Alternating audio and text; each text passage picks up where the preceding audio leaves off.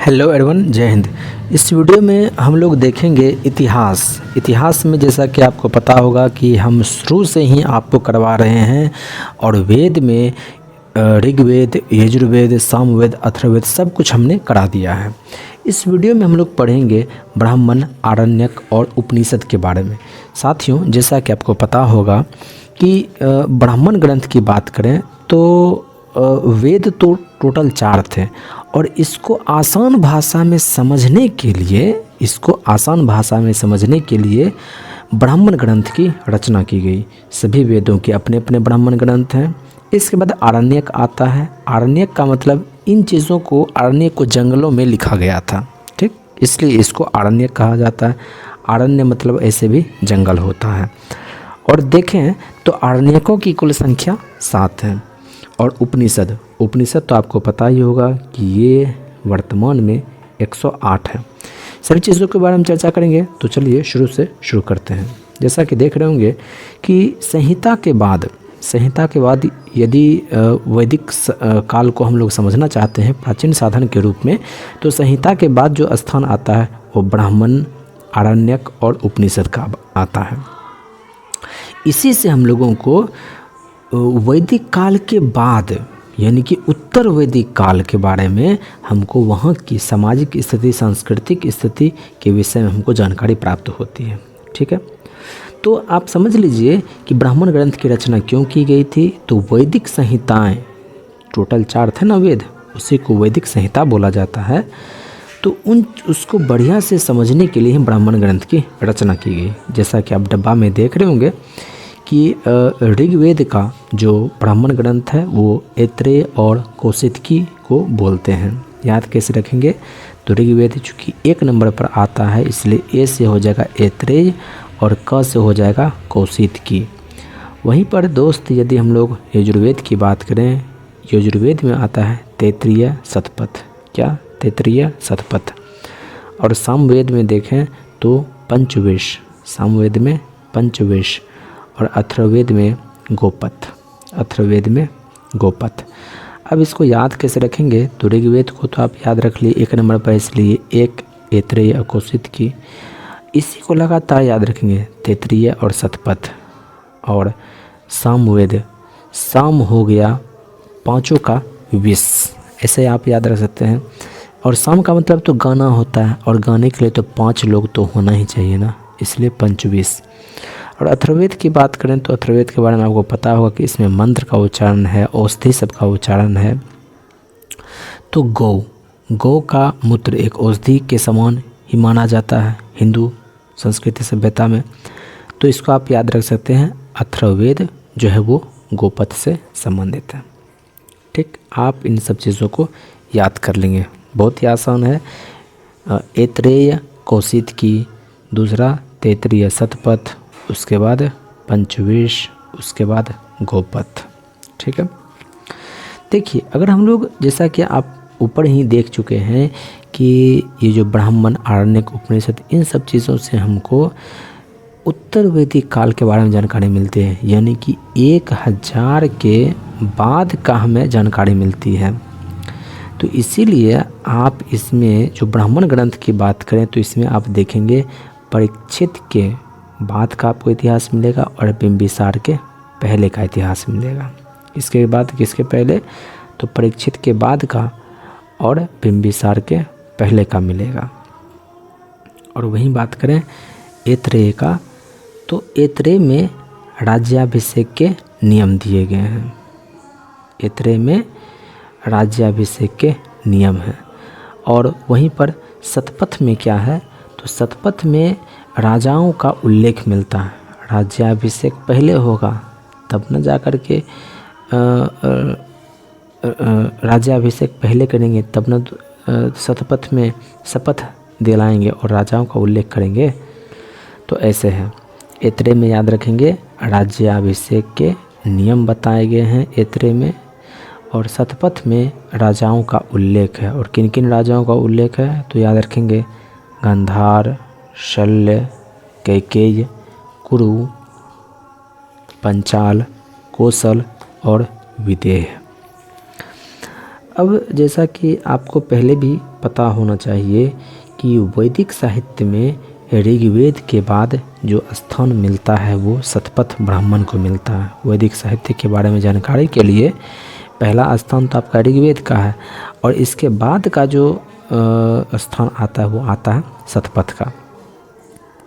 अब देखिए आरण्यक, जैसा कि हमने आपको बताया टोटल इसकी संख्याएं 7 हैं और आरण्यक में जो हम देखने के लिए मिलता है वो यज्ञ से जुड़े हुए जो कर्मकांड होते हैं उन चीज़ों को दिखा गया है। आरण्यक में क्या दिखा गया है? यज्ञ से जुड़े हुए कर्मकांडों को। ठीक है। अब यदि दोस्त हम लोग उपनिषद की बात करें तो उपनिषद की संख्या तो टोटल आपको पता होगा 108 होता है। इसमें क्या क्या बताया गया है? तो इसमें यज्ञ से जुड़े दार्शनिक विचार, शरीर, ब्रह्मांड, आत्मा, ब्रह्म, इन सब चीज़ों की जानकारी मिलती है। और वैसे भी उपनिषद के बारे में यदि हम लोग इसको समझें तो इसका अर्थ हुआ कि गुरु के समीप पर बैठ करके ज्ञान प्राप्त करना। और ऐसा कह सकते हैं कि यह ब्राह्मणों के विरुद्ध राजपूतों की एक प्रक्रिया मानी जाती है। उपनिषद क्या है? तो एक ब्राह्मणों के विरुद्ध राजपूतों की एक प्रक्रिया आप इसको मान सकते हैं। अगर हम लोग देखें कि जैसा कि आप लोग देख चुके हैं कि उपनिषदों की संख्या टोटल 108 है, लेकिन वास्तव में जो इसमें मान्यता प्राप्त जो उपनिषद है वो टोटल 13 ही है। और इसमें यदि सबसे बड़ा और सबसे प्राचीन उपनिषद की बात करें तो वो है उपनिषद बृहद नारायण उपनिषद। क्या नाम है? बृहद नारायण उपनिषद।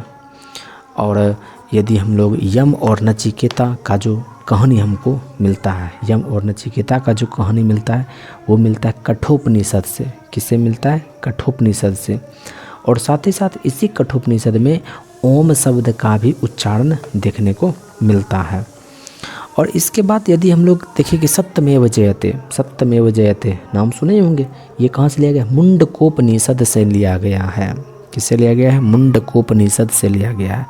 वहीं पर आप यदि चारों आश्रम की बात करें, चारों आश्रम की बात करें, जैसे कि शुरुआती में जो 25 साल होता है, फिर आगे चल करके 25 से 50 साल होता है, फिर 50 साल के बाद 75 साल, 100, इन चारों आश्रमों में जो बांटा गया है और इन चीज़ों का उल्लेख जो मिलता है वो जाबालोपनिषद में ही मिलता है। किसे मिलता है? जाबालोपनिषद में मिलता है। और साथ ही साथ त्रिमूर्ति जो बोलते हैं, ब्रह्मा, विष्णु, महेश, इन सब चीज़ों की चर्चा जो है हमको इसी जाबालोपनिषद में ही मिलता है। ठीक है। और सबसे यदि हम लोग बाद के उपनिषद की बात करें तो वह है अलोपनिषद। क्या नाम है? अलोपनिषद। और इसकी रचना आपको सुन करके बहुत इंटरेस्टिंग लगेगा।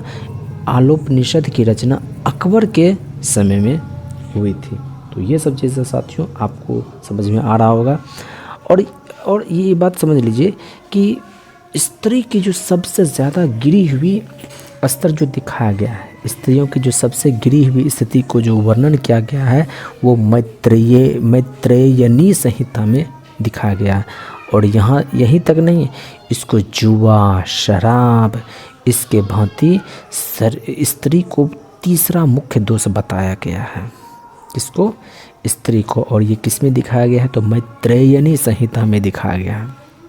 और शतपथ ब्राह्मण में स्त्री को बहुत इज्जत प्रतिष्ठा के साथ कहा गया है कि स्त्री जो होती है वो पुरुष की अर्धांगिनी होती है। ये किस में कहा गया था? शतपथ में। और एक और बात शतपथ में कहा गया था, क्या आपको याद है? और एक बात क्या कहा गया था? राजाओं का उल्लेख जो हमको मिलता है शतपथ में ही मिलता है। और एक बात आपको याद रहना चाहिए, वैदिक सभ्यता के काल को यदि हम लोग समझना चाहते हैं तो ऋग्वेद के बाद यदि किसी का स्थान आता है तो वह है शतपथ ही। ठीक है। चारों आश्रम का उल्लेख तो आपको जाबालोपनिषद में मिलता ही है। 4 क्या 3 यदि देवताओं की बात करेंगे जिसमें कि ब्रह्मा, विष्णु, महेश, इसका भी यहीं पर हुआ है, जाबालोपनिषद में ही हुआ है। और यदि स्मृति ग्रंथ, सबसे यदि प्राचीन स्मृति की बात करेंगे तो प्रमाणिक भी, तो वो है मनुस्मृति। सबसे प्राचीन स्मृति की बात करेंगे तो क्या है? वो है मनुस्मृति। और आपको पता होना चाहिए कि मनुस्मृति की जो रचना की गई थी वो शुंग काल में की गई थी। किस काल में की गई थी? शुंग काल में की गई थी। तो मनुस्मृति में जो हम लोगों को जानकारी मिलेगी वो कहाँ की मिलेगी? शुंग काल की मिलेगी। मनुस्मृति की जानकारी हम लोगों को कहाँ से मिलेगी? तो शुंग काल में मिलेगी। वहीं पर नारद स्मृति, क्या नाम है? नारद स्मृति। इससे जो है हमको किसकी जानकारी मिलेगी? गुप्त के समय की जानकारी मिलेगी। अब इसको याद ऐसे रखेंगे दोस्त कि शुंग मनु मैनु शुंग नहीं कहते, मैनु शुंग, बड़ा ही अजीब टाइप का चीज़ है मैनु शुंग। तो याद रखेंगे मैनु शुंग मनु शुंग। और नारद तुरंत एक हाथ में लेकर के बजाता था, नारायण बोल के गुप्त हो जाता था। तो नारद गुप्त हो जाता है और मनु सूंघ जाता है। तो इस तरह से साथियों वीडियो के अंत तक बने रहने के लिए आपका बहुत बहुत धन्यवाद, शुक्रिया, जय हिंद।